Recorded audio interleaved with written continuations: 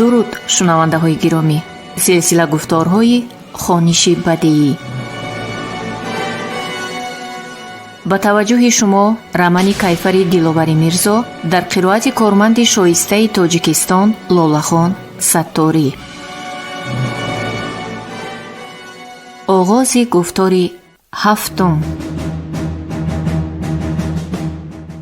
آن روزها شاه جانبداری زیاد پیدا نکرد، اما این گپ‌ها را جاسوسان حاکم به گوش وی رسانیدند. ملا امام هم بی‌طرف نایستاد. فکر نکرده که مرده او را منقدها نه مردم همدیارش گور و چوب میکنند. حضور حاکم آنقدر واهمه کرد که حسابش کن. محمد مراد با مقصد باز هم گرمتر نمودن دل عبدالاحد خان با تشبث خود تحفه سالانه امیر را از 60,000 به 100,000 تنگه رساند که رفتار عاقلانه وی به امیر پسند آمد. بعد چنین سخاوتمندی و دوراندیشی حاکم چندین تن از نزدیکانش صاحب عنوانهای بلندی دربار امیر گشتند. اکنون اهل دربار اطمینان کامل داشتند که مراد می تواند در مقابل آنها پایداری کند. از این رو دیگرها کوشش میکردند با این شخصی دغاباز و حیله‌گر مناسبت دوستانه داشته باشند. در این روزهای برای ساکنان قراتیگین مشکل، صف مسافران روز از روز از حساب جوانان این دیار می افزود. قسم از مردم وادی زن و فرزندانشان را همراه گرفته جلوی وطن می گفتند. از این روز دیده در غربت جان دادن برای ما آسانتر است. می گفتند گاهی ودا به خویش و اقربا.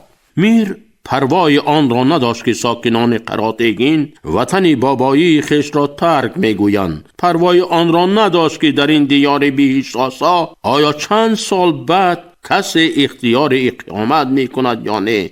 سرگرمی معیشت بود، سرگرمی غارت نمودن خلقی بی پشت و پناه. یک بیگاه لطفالله از خانقاه دیر برگشته از همسرش خواهش کرد که یک چایnik چای نم کند. طبعش خیره بود. از بالای کرپچه نیمداشت گذشته نشست و تگی چشم به نصرت الله که به حرمت پدر دست پیشی بر نزدی در راست می ایستاد سیمچکارانه نگریست. بیا بچم، از این طرف گذشته شین، گپم هست. عاقبت خاموشی به میان آمده را شکسته گفت پدر. نصرت الله به جای نشان داده او گذشته نشست. وی از طبع خیره پدر به تشویش افتاده بود. بچم، آن ساعت فرا رسیده است که با تو آشکارا صحبت کنم. بدون که خودت فرق میکنی شرایط طرف وزنین میشود. حاکم پروانه دارد که خلق کمبغل در کدام احوال است. بچه کمبغل از گرسنگی بالای دست مادر جان میدهد. از سردی خانه ها 10 نفر جان به جبار میسپارند. 100 نفر از دست این ظالمان داد گفته به هر گوشه دنیا پراکنده شدند. به وی چی؟ مردک بیگانه است، بیگانه سگی دیوانه. روز ساعتش رسد بار و بونش را بار میکند و راه وطنش را پیش میگیرد. ثروتمندان این دیار دوراندیش نیستند، به حاکم پیروی دارند. احوال خانواده ما هم بد شده ایستاده است بچم. دیگر با 4 دانه غله گرفته‌مان شکمی کسی را سیر کرده نمی توانیم. از صدیقی ما درک نیست. بهار می آیم گفته بود، اما 2 بهار گذشت و هنوز خبری آمدنش نیست. خداوند تن و جانش صحت باشد. سن تو شعری باباش به 16 رسید. 2-3 سال پس باید سرد را جفت کنم، اما دستم کوتاهی می کند. آرمان ها در دل من می مانند. نیت داشتم که تو را برای تحصیل به شهر بخارا فرستم، ولی دستم کوتاهی می کند بچم. تحصیلت دیر نمی شود. خداوند دنیا را در یک صورت نمی ماند. شاید روزی رسد و ظالمان به سزای خود رسند، کمبغل ها آسوده شوند، بعد خواندن را دوام می دهی بچم. اما امروز آدم برابر پر کاه قدر ندارد.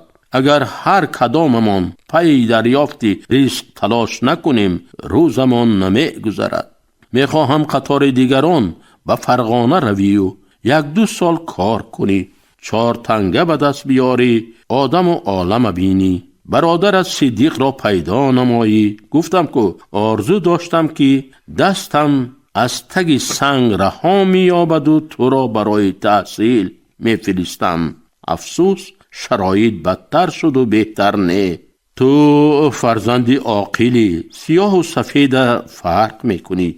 باور دارم که خداوند برای ما یک روز نیک را نصیب می‌گرداند. پای دولت شاه ظالم بقا ندارد. تو قطار بچه های دیه به حقن برو، در آنجا کار میابی، هم به ما یاری میدهی و هم خودت پخته میشوی. اگر امکان یافتی وقتهای فارغ کار نزد یگان عالم خوب باز تحصیلت را دوام ده. در فرغانه عالمان دانشمند کم نیستند بچم. دوری از شما برایم عذاب است، لیکن چی علاج جان پدر؟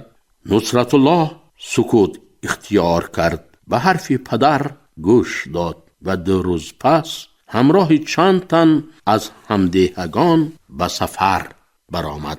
قسمت بعد سرگردانی های زیاد او را به شهر خوقند آورد. ابتدا خواست نشان برادرش را پیدا کند، ولی همدیاران مصلحت دادند که اول جای کار یابد و بعد پی سراغ برادر شود. یک مدت در بازار حمالی کرد. بعدتر در فابریکه رابینسک کارگر شد. کارگری عادی بود، مزد ناچیز می گرفت. جوانی دیده درا بود و به کلان سالان به مزد و منتداری خدمت می کرد. بین مردکارانی از گوشه و کنار قراتگین و وقیا بدخشان و کلاب و درواز و حصار آمده زود اعتبار پیدا نمود.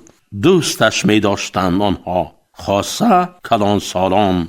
بین مردم محلی نیز یار و آشنا یافت. تاب می آورد به مهنت طاقت فرسا. یک تنگه را بالای تنگه دیگر می ماند. به تنش نمی پوشید و به شکمش نمی خورد. همین که همدیاران به وطن برگشتنی می شدند، بازیافتش را به آنها می داد که به پدری پیرش رسانند. 6 ماه کار کرد و در این مدت از برادرش درک نبود. مزداران همدیهش گفتند که 1 سال پیش همراه 5 نفر طرف تاشکند رفته بود و تا امروز از وی درک نیست. گرگی گمان دندان به دیلش می زد. هزاران خیال دهشت‌زا آرام و قرارش نمی ماندند. به قرار آمد که آخر ماه به جستجوی برادر می رود. اگر او را پیدا کرده همراهش نگیرد کار کرده نمی تواند. ولی دهه 2 ماه صدیق پیدا شد. یک شام تیره در خوابگاه آنها را کوفت. نصرت الله را به آغوش کشید و از رخسارش پدروار بوسید. هی دادر جان، تو را میدیدگی روز بوده است. تبسم شیرین در لب تکرار به تکرار می گفت صدیق. تو و خانگی ها را یاد کردم، اما در تاشکند ابتدا کارم آمد نکرد. در به در گشتیم. قطار دیگرها همینجا کار میکردگی نمیشد. بچه ها بسیار تعریف کردند که در تاشکند شرایط کار خوب است و ماهانه کلان میدهند. به حرف آنها باور کرده به تاشکند رفتم. معلوم شد که رنگ گرگ در همه جا یک خیل بوده است. خیریت که بعد 5-6 ماه سرگردانی همشهری ها را دیدم و مشکلم آسانتر شد.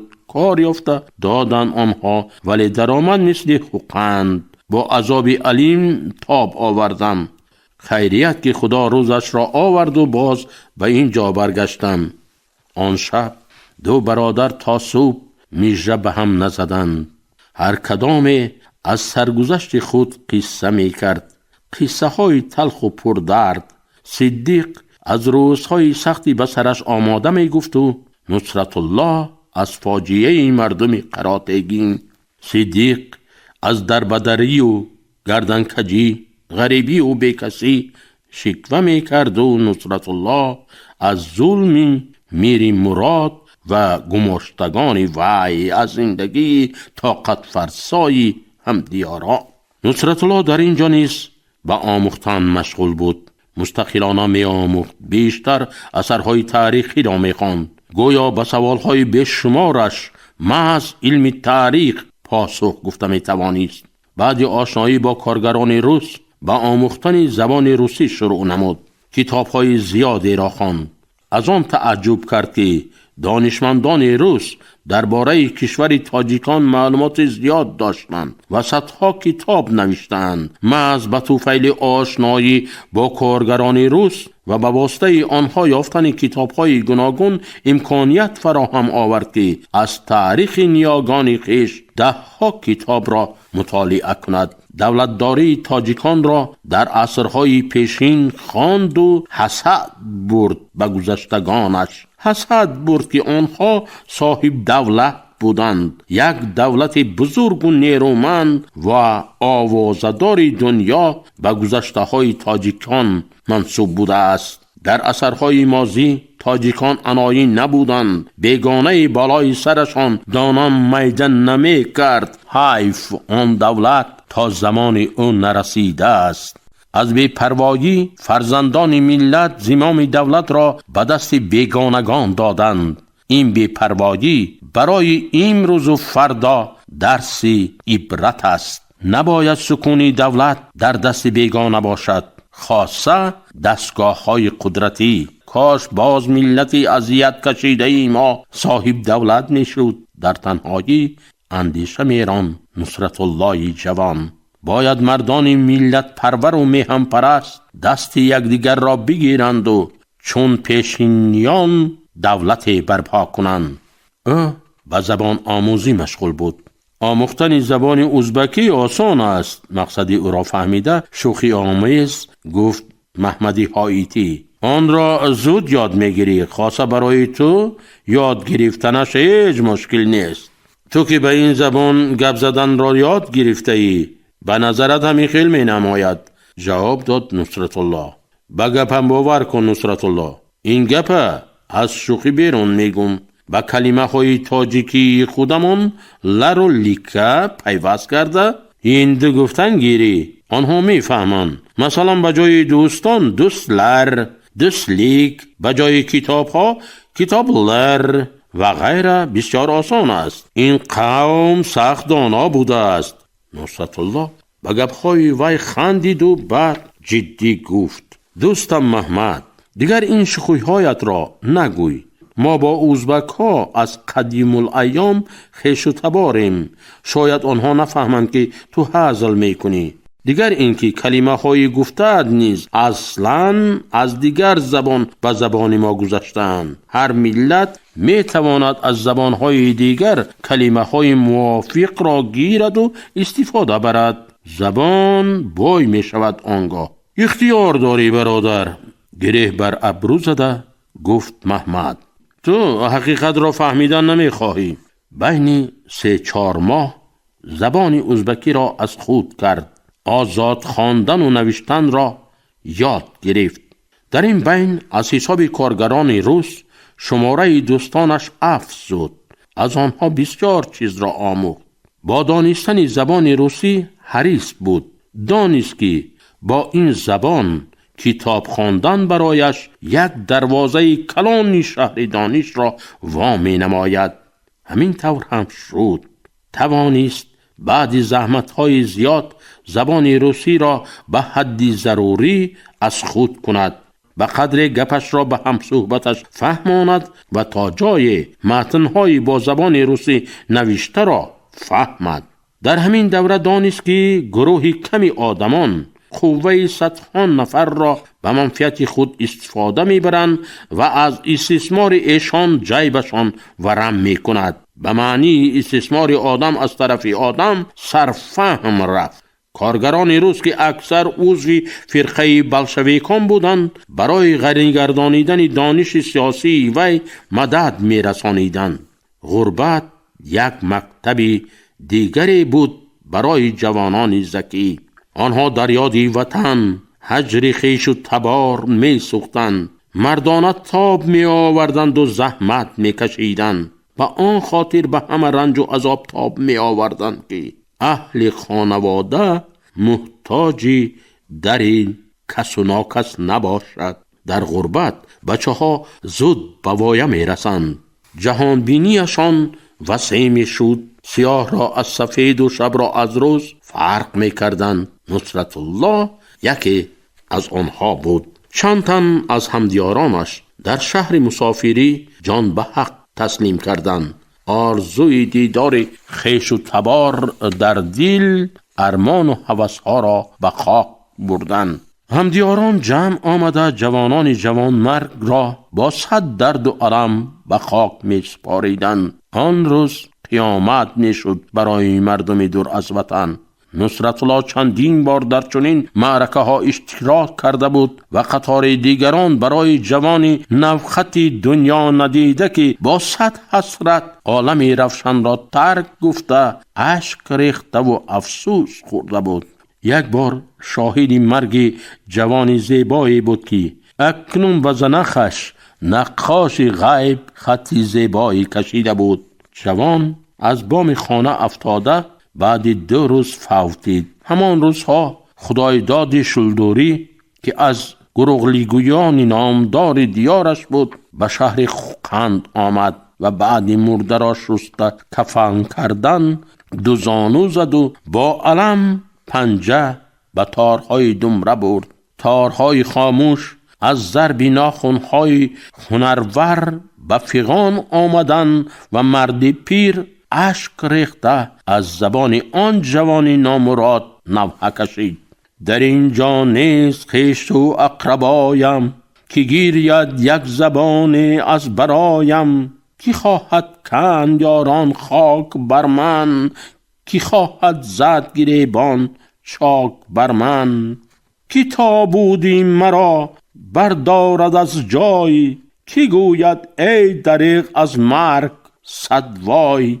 کی یا رب آب بر رویم دواند، کی یا رب در سرم قرآن بخواند. کسی نبود که یک دم راز گویم، با او احوال خود را باز گویم.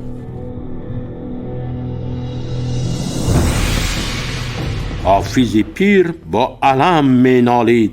او دردی غریبانه دور از وطن را می گفت، دردی مردگان بی کفن را می گفت و مردانی در سختی و سردی ها آب و تاب یافته به خانش او تاب نآورده اشک می ریختند.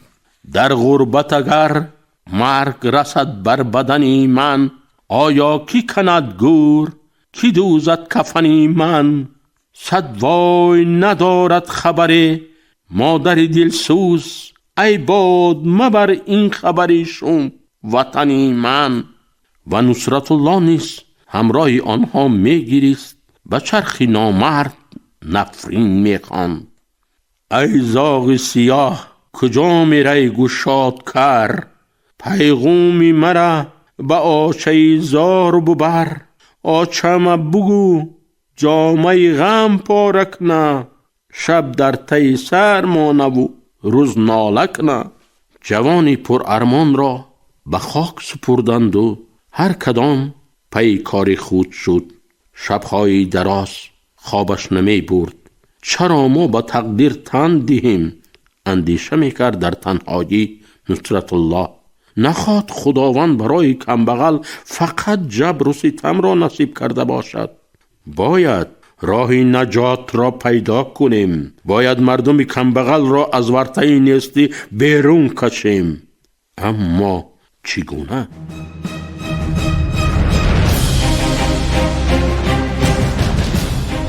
شنونده های گرامی، شما романи کیفری دиловари мирзоро дар қироати корманди шоистаи тоҷикистон лолахон саттори шунидед. муҳаррир обиҷон саидзода, коргардон ануша хуҷамова.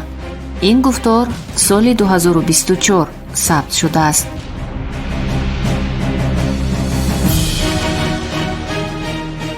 анҷоми гуфтори ҳафтум.